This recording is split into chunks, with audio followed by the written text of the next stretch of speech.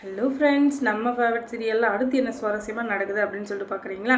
நம்ம விஜய் இருந்துக்கிட்டு அவருடைய ஃப்ரெண்டு வந்து கண்ட்ரோல் ரூமில் வேலை செய்கிறார். ஐ மீன் அந்த ஃபோன் ட்ரேஸ் பண்ணுறாங்க இல்லையா, அந்த நெட்ஒர்க்கெல்லாம் இருக்கிற வேலையில் அங்கே இருக்கிற அவங்க ஃப்ரெண்டுக்கு ஃபோனை பண்ணி தயவு செஞ்சு என் பொண்ணை கண்டுபிடிச்சி கொடுறா அப்படின்னு சொல்ல, சரிடா நீ எதுக்கும் கவலைப்படாத, அந்த ஃபோன் நம்பரை மட்டும் அனுப்பு.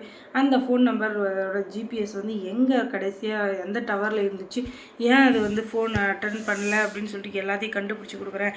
அது சுவிட்ச் ஆஃப் ஆகிருந்தா கூட சரி, எல்லாத்தையும் நான் கண்டுபிடிச்சி சொல்கிறேன் அப்படின்னு சொல்லிட்டு ஃபோன் நம்பரை கேட்குறாங்க. அப்போ தான் சொல்கிறாங்க, அந்த வெண்பாக்குட்டியோட கையில் வந்து ஜிபிஎஸ் வந்து செட் பண்ணியிருக்காங்க. அதனால தான் அதுக்கப்புறம் அந்த ஜிபிஎஸ் வந்து கடைசியாக அவங்க இருக்கிற லொக்கேஷனுக்கு பக்கத்து லொக்கேஷனை தான் காட்டுது டவரை. அந்த இடத்துக்கு போய் சுற்று முற்று பார்க்குறாங்க. அந்த இடம் வந்து ரொம்ப ஆக்டிவான இடமும் இல்லை, ரிமோட் கண்ட்ரோலான ஐ மீன் இப்போ கரண்ட்டில் வந்து ரொம்ப பிஸியாக இருக்கிற சிட்டியும் இல்லை அப்படின்னு சொல்ல, சரி அந்த மாதிரி ஒரு இடம் எங்கே இருக்குது அப்படின்னு சொல்லிட்டு சுற்றி பார்க்குறாரு. இந்த பக்கமும் அந்த பக்கம் பார்க்க எங்கே இருக்கா வெண்பானே தெரியல. கொஞ்ச நேரம் கழித்து ஒரு பில்டிங் ஒன்று தெரியுது. ஐ மீன் பாலாடே பில்டிங். அந்த பில்டிங்கில் இருந்து குழந்தை ஒன்று வெளியே ஓடி வர மாதிரி இருக்குது. யார் அப்படின்னு சொல்லிட்டு பார்த்தீங்கன்னா வேறு யாரும் நம்ம வெண்பாக்குட்டி தான். உடனே அந்த வெண்பாக்குட்டியை கட்டி பிடிச்சி கதறி அடி கலறாரு. ஐயோ என் குழந்தை எப்படி கிடச்சிச்சு, எனக்கு ரொம்ப பெரிய சந்தோஷம், இதுக்கு மேலே எனக்கு எந்த பிரச்சனையும் இல்லை, என் குழந்தையோட நான் சந்தோஷமாக வீட்டுக்கு போக போகிறேன் அப்படின்னு சொல்லிட்டு திரும்பி பார்த்தா பின்னாடி 20 பேருக்கு தடிமாட்டு பையன் மாதிரி நின்றுட்டு இருக்கானுங்க.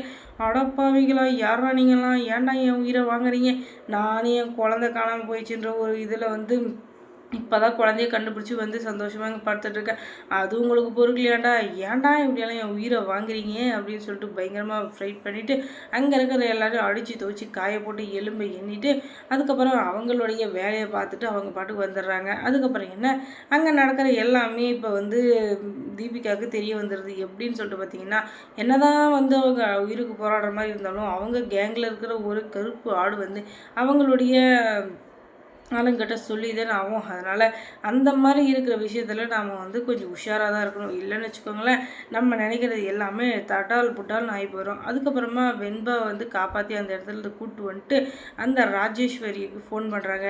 என்ன ராஜேஸ்வரி, என் பொண்ணு கிடைக்கவே மாட்டா அப்படின்ட்டு இருந்தியா, என் பொண்ணு கிடைச்சிட்டா, எப்படின்னு சொல்லிட்டு பார்க்குறேன்.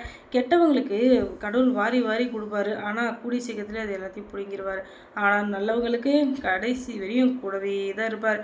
அப்படி தான் எங்களுக்கும் கடவுள் நல்லது எல்லாத்தையும் எங்களுக்கு அள்ளி அள்ளி கொடுத்து எங்கள் கூடவே இருக்காரு. அதுக்கு தான் சொல்கிறது, எச்சக்காக்காயிலே சீ ஓட்டணும் அப்படின்னு சொல்லிட்டு, இல்லாமல் நான் தான் பெரிய ஆள், மொத்தமே எனக்கு தான் சொந்தம் அப்படின்னு சொல்லிட்டு சுற்றிட்டு இருந்தா அதுக்கப்புறம் எதுவும் பண்ணக்கூடாது. ஏன்னா நம்ம நினைக்கிறது எல்லாமே நடக்குது.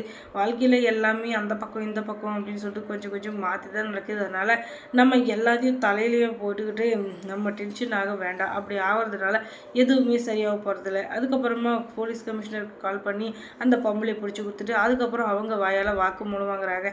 நீங்கள் யார், எங்கேருந்து வந்தீங்க அப்படின்னு சொல்லிட்டு எல்லா இன்ஃபர்மேஷனையும் கேட்க உடனே விஜய்க்கு ஷாக் ஆகிடுது. ஏன்னா இது எல்லா இதுவும் இருக்கிறது வந்து ஏதோ ஒரு சமயத்தில் விஜயால் பாதிக்கப்பட்டவங்க தான். அவங்க தான் இப்போ மல்லியை சரி வெண்பாவை கஷ்டப்படுத்தணும், அப்போ தான் அந்த விஜய் வந்து கொஞ்சமாச்சு திருந்துவான் அப்போதுன்னு சொல்லிட்டு அவங்களுக்கு இப்போ சரியான தண்டனையாக கொடுக்குறாங்க. ஆனால் அது எதுவுமே பலிக்கலை. அதுக்கு காரணம் மல்லி வந்து கடைசியாக பண்ண நல்ல விஷயம். அதனால அவங்களுக்கு எல்லாமே நல்லதாக நடக்கும். அதுக்கப்புறம் மல்லி சீரியலில் என்ன சுவாரஸ்யமாக நடந்திருக்கும் நீங்கள் தெரிஞ்சுக்கணும்னா நம்ம சேனலை சப்ஸ்கிரைப் பண்ணுங்கள்.